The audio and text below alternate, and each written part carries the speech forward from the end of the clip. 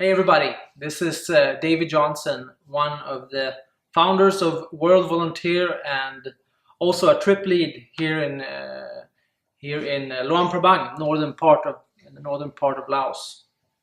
The purpose of this session today is basically to give you guys a crash course and some background and context in terms of what's going on in our villages and how our project fits into the bigger picture of what currently is going on in Laos. And I want to also say that we're super thankful for your time and effort to come and pay us a visit and participate in our programs. And we all, on behalf of World Volunteer, are super excited to meet you guys.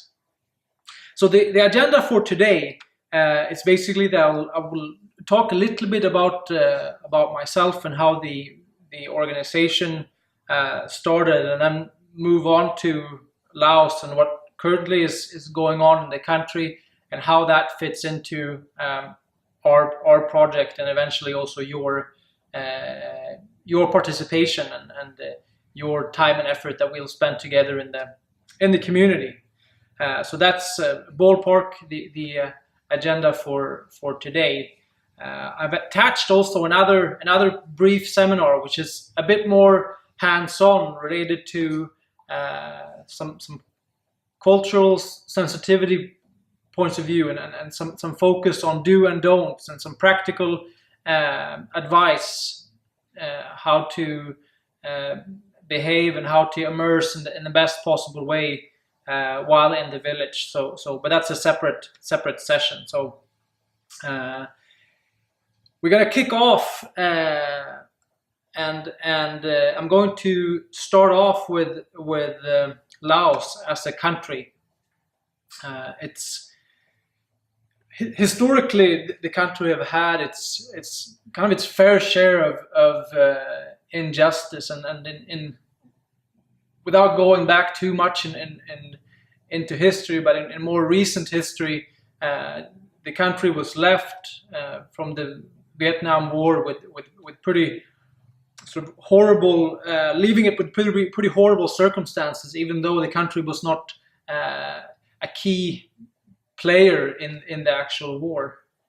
Laos is today the #1 contaminated country of unexplosive ordnance, or UXO, which have left the country in development challenges that perhaps it's quite rare.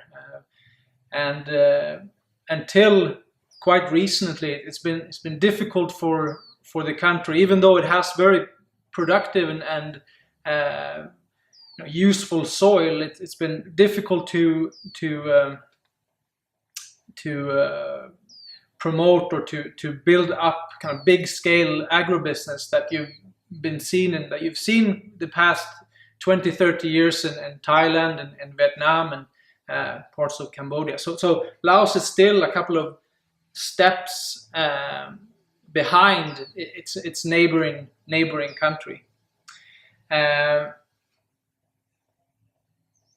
political system in Laos is still very much protected, pretty tightly regulated, and with a strong communist government. It's a one party system where you have election, but there's only one party to vote for, and the country has been taking baby steps towards democratization in our view of democracy, and especially around what's called a national assembly, which actually you can elect any representative, but the only issue and the only problem is that those representatives still needs to be a member of the party. So even the assembly are quite tightly regulated. So it's very much a two-step forward, one step backward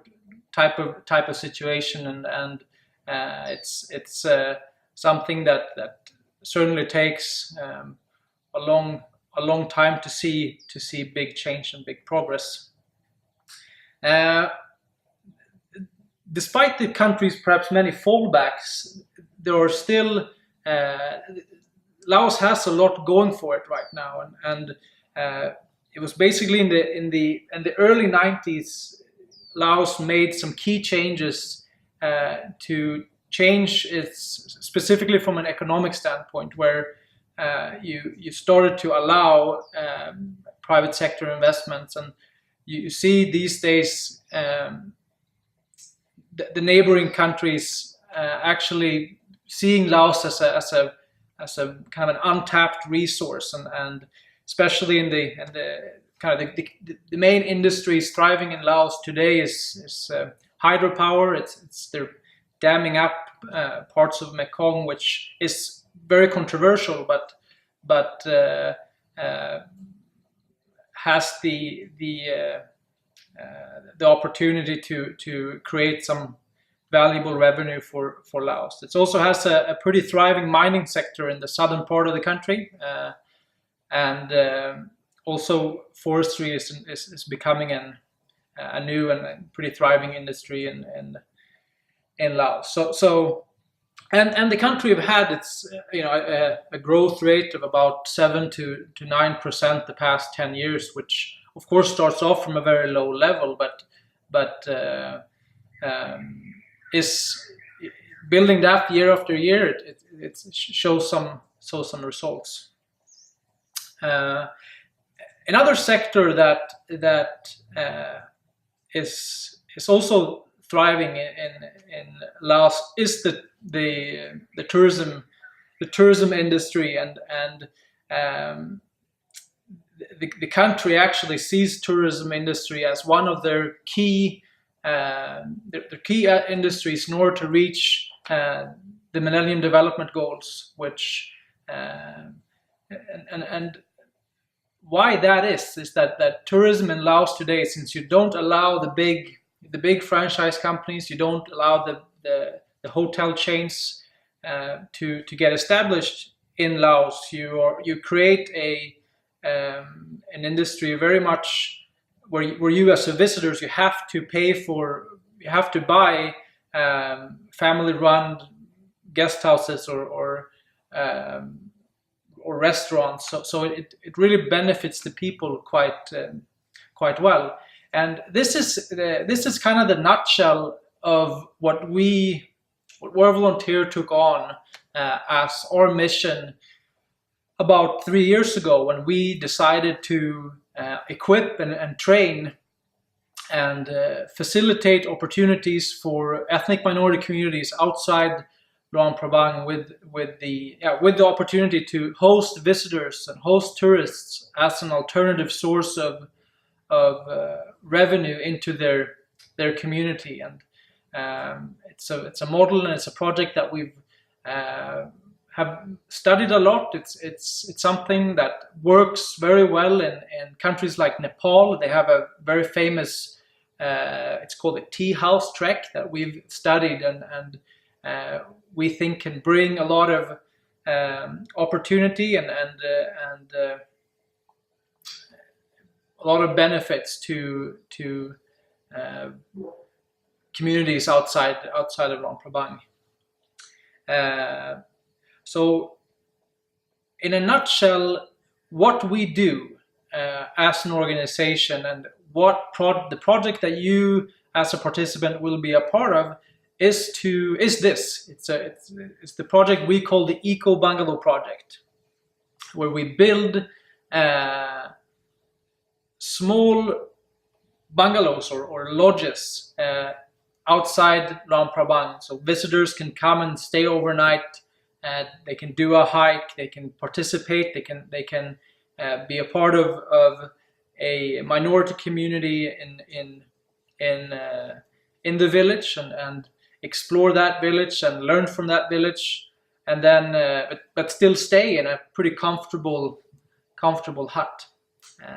So our mission and our partnership together with you guys is to build these facilities, and that's what we are set out to do. It's a long-term project with the community, and it usually takes about a year and a half to finish the entire bungalow. So it's something that you as a participant are it's very crucial for us that we get help from you, and that you come and see us, and that you participate. But the project itself actually has been going on for quite a long time already before you show up, and we will also continue this project when you have left Laos, and we encourage you very much to stay in tune with what's going on, and we will make sure to send updates and pictures after you've left, so you can stay updated with what's going on in the village.